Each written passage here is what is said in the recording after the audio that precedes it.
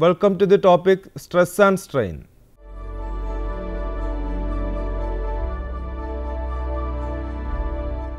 In its natural state, a body is in equilibrium under the internal forces of attraction of its molecules, which depends on the intermolecular distances. When an external force is applied on the body, additional internal forces are produced in it. This disturbs the previous equilibrium of the body, and a new state of equilibrium is established by attraction of the relative distances of these molecules. The body therefore undergoes a change of size or shape or both. When the external force is removed, the internal forces tend to bring the body to its original state. The property by virtue of which the body regains its original size and shape, and when the deforming forces are removed, is called elasticity. When deforming forces are removed, the body may or may not regain its original shape or size completely. Accordingly, if a body completely recovers its original size and shape on the removal of the external forces, it is said to be perfectly elastic. On the other hand, if the body completely retains its modified size and shape, it is said to be perfectly plastic. In actual practice, it is very difficult to find any body that is either perfectly elastic or perfectly plastic. The actual behavior of bodies lies between two extremes. Strain. When a body suffers a change in its size or shape under the action of external forces, it is said to be deformed, and the corresponding fractional change is called strain.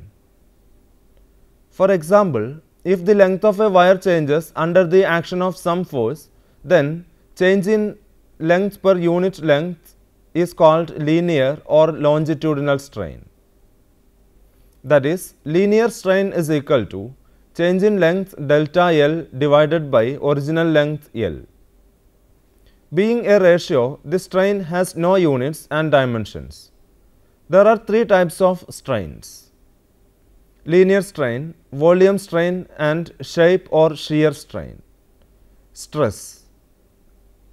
When no external force acts on the body, it is said to be in the normal state. When a deforming force is applied on a body, it offers a resistance on account of its elasticity to any change in its size or shape, and an internal force of reaction is called into play, which tends to restore the body back to its original form. The internal force is equal in magnitude to the external force, but acts in opposite direction. The magnitude of this internal restoring force developed per unit area of the body is called stress. Its dimensions are m into L raised to minus 1 into T raised to minus 2, and units are n by m square. Depending on the deformation produced in the body, the stresses are known as longitudinal stress, volume, bulk stress, and the shear stress. If the external force acting on the body is inclined to the surface, its component perpendicular to the surface measured per unit area is known as the normal stress, and the component acting along the surface per unit area is called the tangential or shearing stress. If the external force acting on the body produces a decrease in dimension, stress is called compressional stress, while force expansive or tensile force a tensile or expansion stress. Hooke's law. The stress is proportional to the strain provided the strain is small, or stress is proportional to strain, or stress by strain is equal to a constant. This constant is known as the modulus of elasticity or the coefficient of elasticity, and depends upon the material of the body. It is, however, different for different types of strain in the same body. It is known as Young's modulus, bulk modulus, and modulus of rigidity, according as the strain produced in the body is linear, volume, and shearing strain respectively. The dimensions and units of the modulus of elasticity are the same as those of stress. Elastic limit. In case of solids, if the stress is gradually increased, the strain too increases with it in accordance with Hooke's law until a point is reached at which the linear relationship between the two just ceases, and beyond which the strain increases much more rapidly than is warranted by the law. This value of the stress for which Hooke's law just ceases to be obeyed is called the elastic limit of the material of the body for the type of stress in question.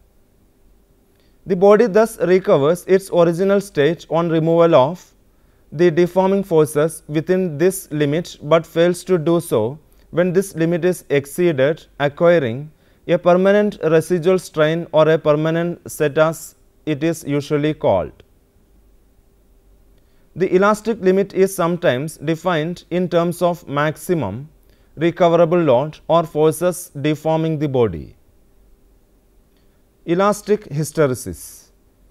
Let us consider a wire suspended vertically from a rigid support. When a load is applied at its lower end, its length increases. When load is increased step by step and a graph is plotted between load and extension, a curve shown in figure 1 is obtained. Up to point A, the curve is straight line, indicating that the increase in length of the wire is proportional to the load applied, stress and strain, and the wire recovers its original length when load is removed. Obviously, A gives the elastic limit of the material of the wire. The part AB of the curve shows the rapid extension than required by Hooke's law. The increase in length of wire is partly elastic and partly plastic, so that if the load is removed at B, the wire does not recover its original condition of zero strain along BAO, but takes the path BC to come to point C with residual strain or a permanent set OC in it.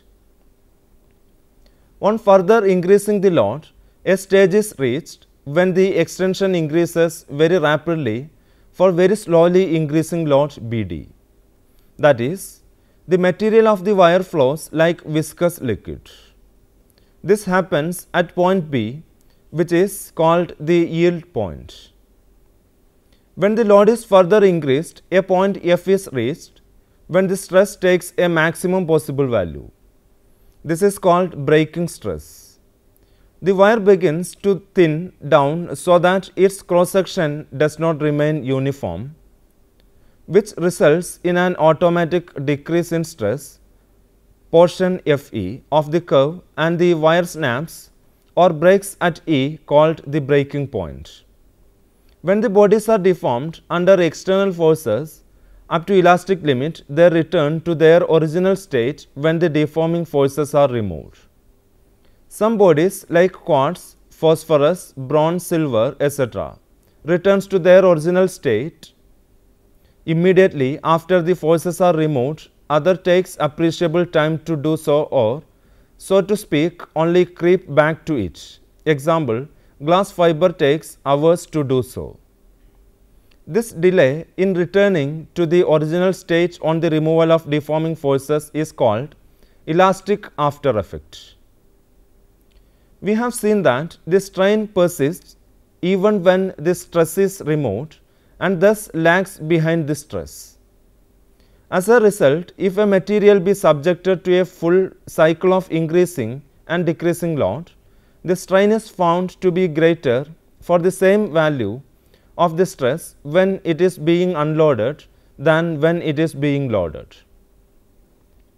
This lagging behind of strains is called elastic hysteresis. Different types of coefficient of elasticity. Young's modulus. When equal and opposite forces act on a body along one direction only, the change in length per unit length along that direction only, the change in length per unit length along that direction is called the linear or longitudinal strain, and the force per unit area of cross section is the longitudinal stress. Within the elastic limits, the ratio of the longitudinal stress to longitudinal strain is called the Young's modulus of the material of the body.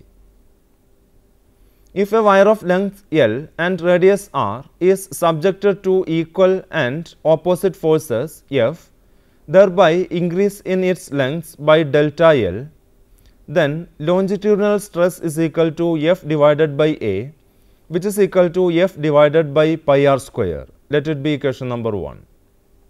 Longitudinal strain is equal to delta L divided by L. Let it be equation number 2.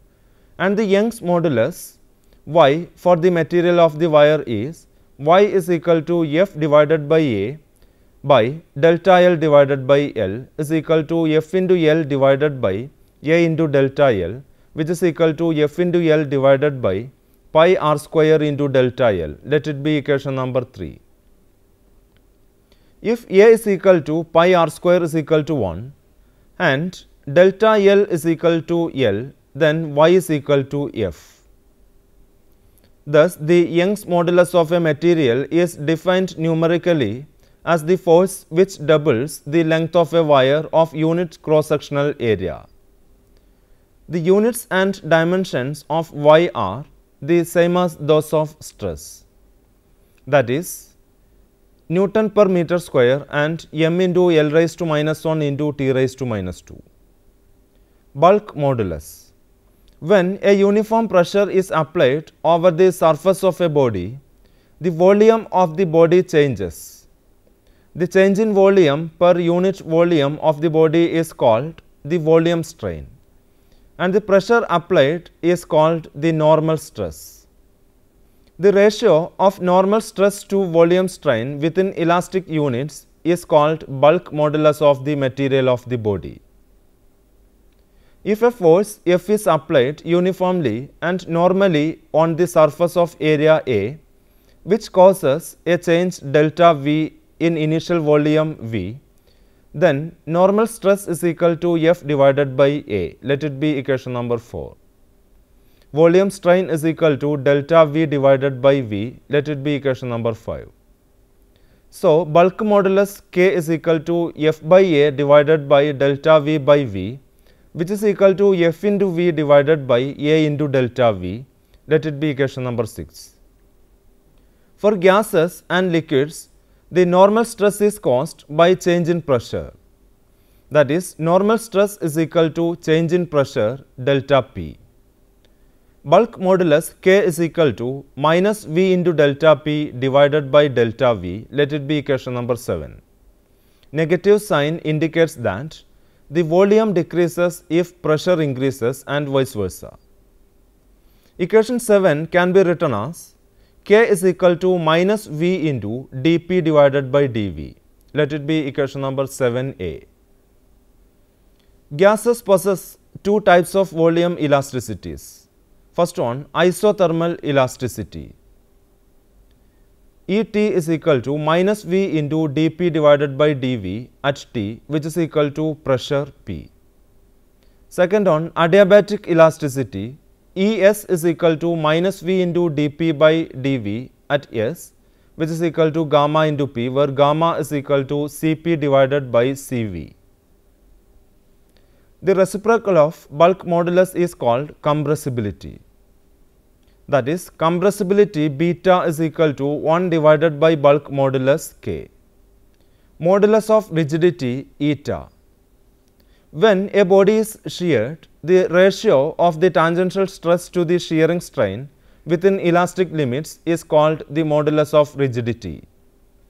If the lower face of a parallelepiped is fixed and tangential force is applied at the upper face of area A in figure 2, the shape of the parallelepiped changes and the strain is shearing strain defined as the angular displacement in radians of any lateral section like OA along the direction of tangential force. Shearing strain theta is approximately equal to tan theta, which is equal to x divided by L. Let it be equation number 8.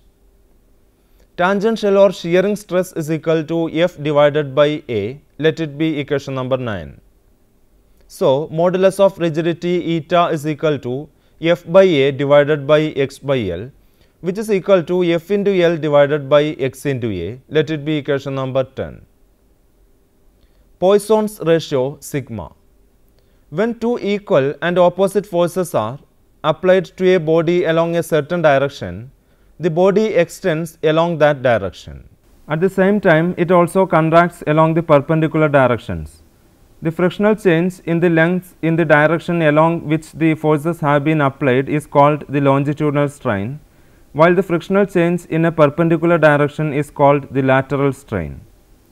The ratio of the lateral strain to the longitudinal strain is called the Poisson's ratio. It is a constant for the material of the body.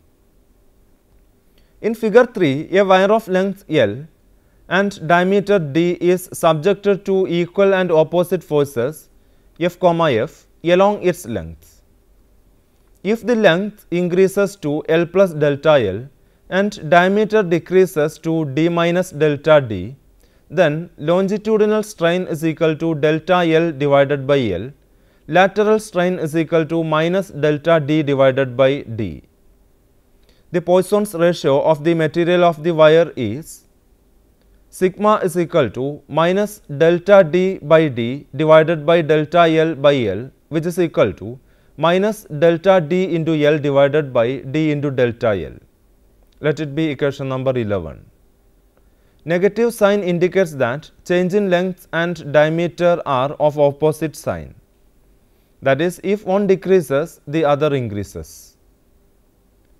Theorems on stress and strain. Theorem 1.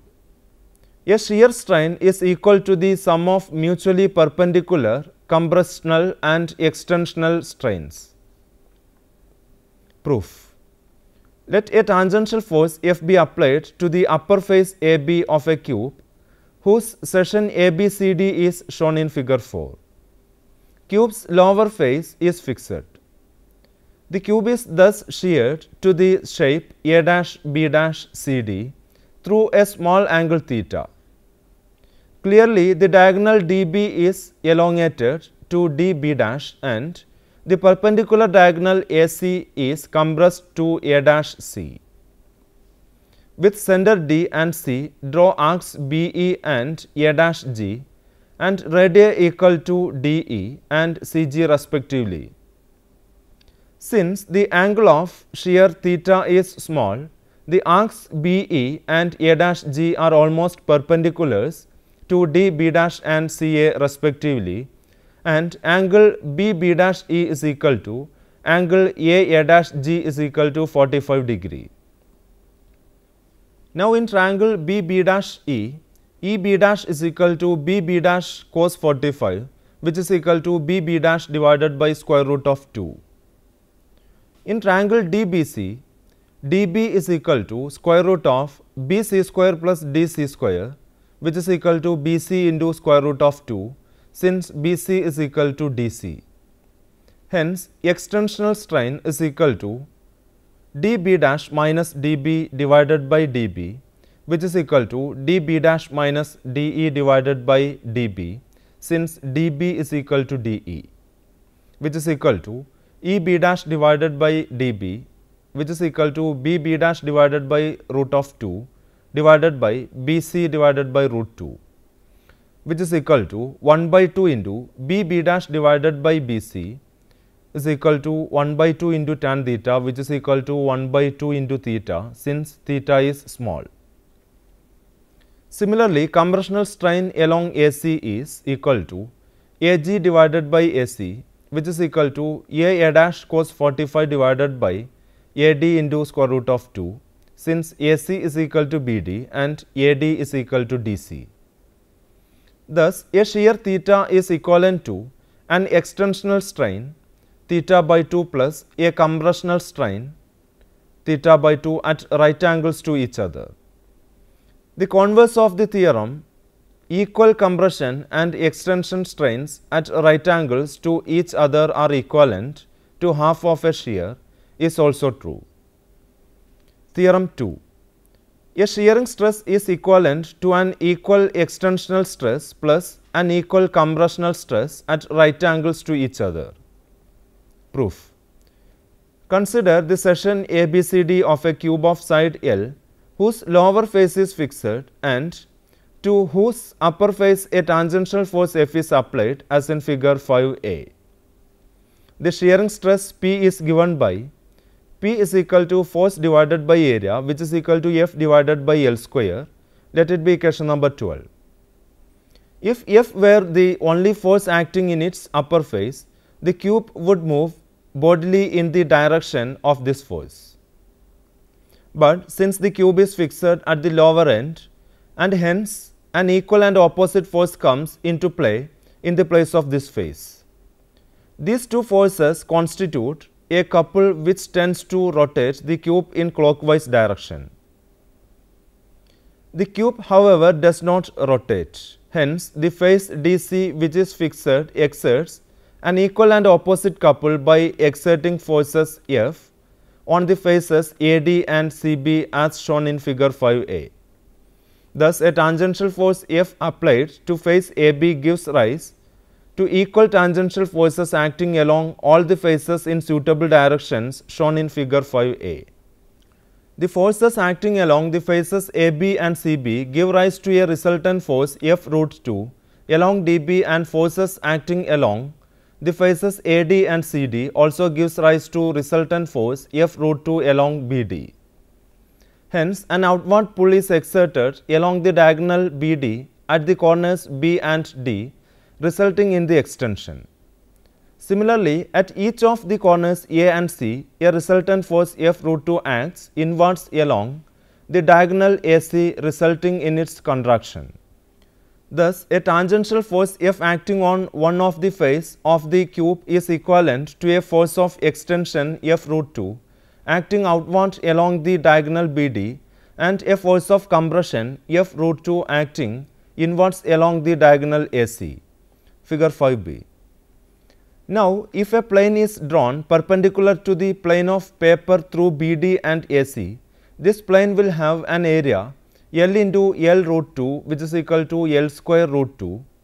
So, compressional stress is equal to force divided by area, which is equal to F root 2 divided by L square root 2, which is equal to F divided by L square. Let it be equation number 13. And the tensile or extensional stress is equal to force divided by area, which is equal to F root 2 divided by L square root 2, which is equal to F divided by L square. Let it be equation number 14. Hence, a shearing stress is equivalent to an equal extensional stress and an equal compressional stress at right angles to each other. The converse of this theorem, equal extensional and equal compressional stresses mutually perpendicular are equivalent to a shear stress, is also true. Now, let me wind up this session. The property by virtue of which the body regains its original size and shape when the deforming forces are removed is called elasticity. Strain is equal to change in length delta L divided by original length L. Being a ratio, the strain has no units and dimensions. The three types of strains are linear strain, volume strain and shear strain.